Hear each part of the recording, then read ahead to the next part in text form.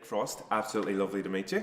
Thank you very much. Pleasure to meet you. You had the premiere of Cuban Fury last night. Yeah. How did that go? You feeling a little bit rough and ready this morning? No, right? not at all. It's I like a drink, but it was only until when I got back to the hotel at 11 o'clock last night that I had a drink.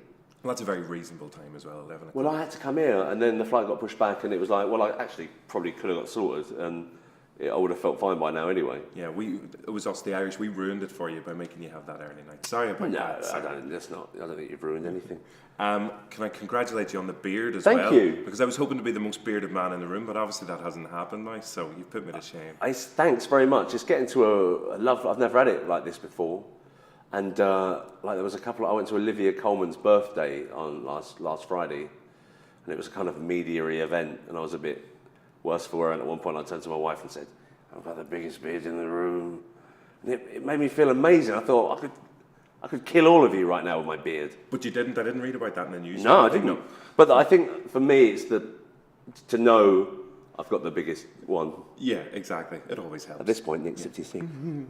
And I'll do the talking while you're talking.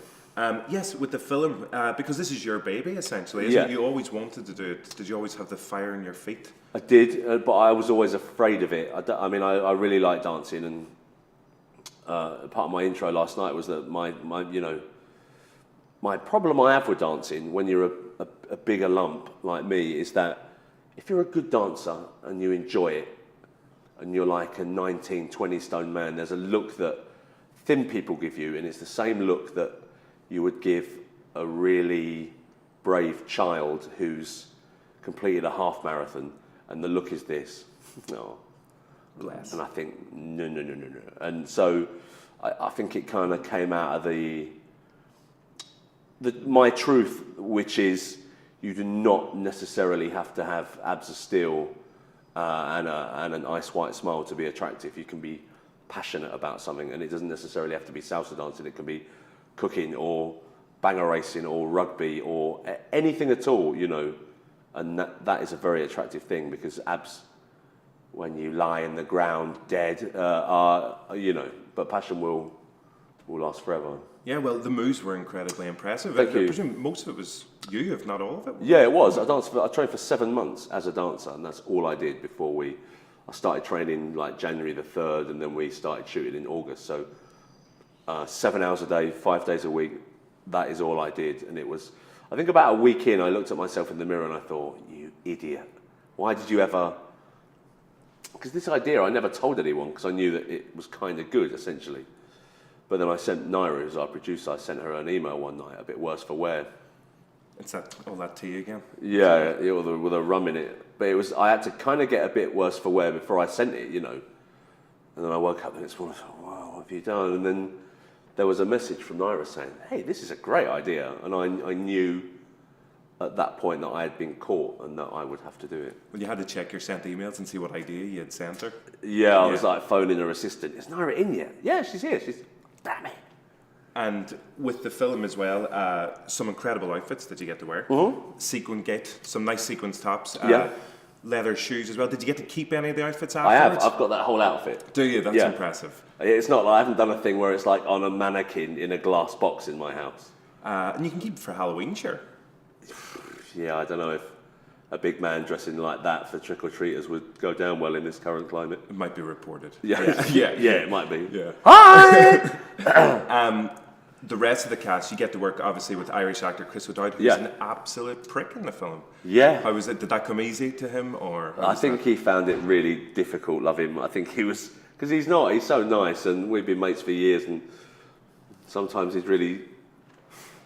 would really trouble him, like trying to say horrible things to me, and we laughed a lot. I mean, I'm really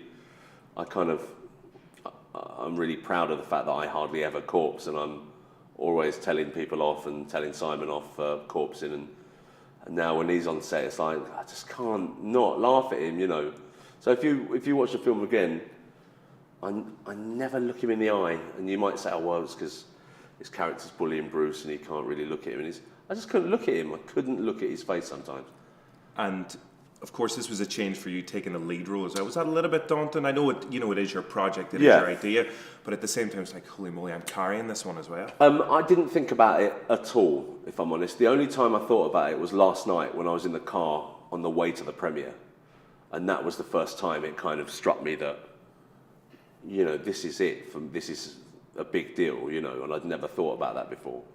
When me and Simon and Edgar make films, often Simon is the lead in those 3 films, but it never feels like that on set. It feels like me, Edgar and Simon are making a film with our mates, So I've never kind of felt anything but part of the team before.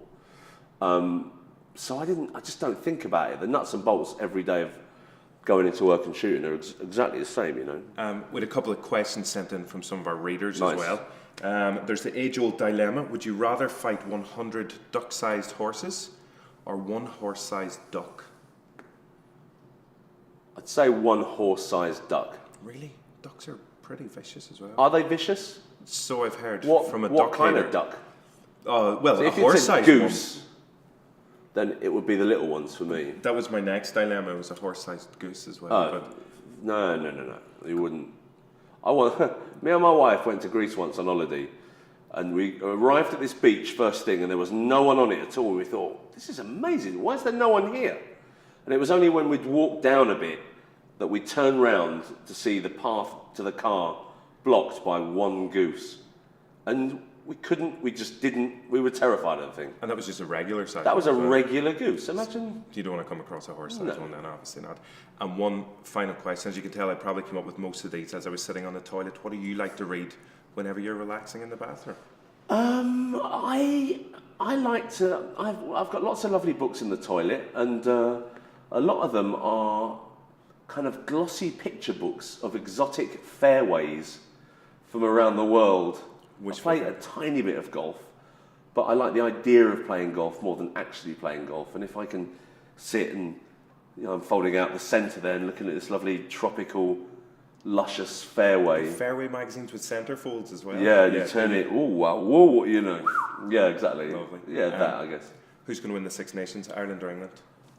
I don't think. Yeah, I think England are a season off. Okay. I think Ireland looks sharper at this point. Okay. Well, perfect. Listen, thanks a million for chatting to us today. Pleasure. Congratulations on the phone. Thank you. And good luck with everything. Cheers, mate.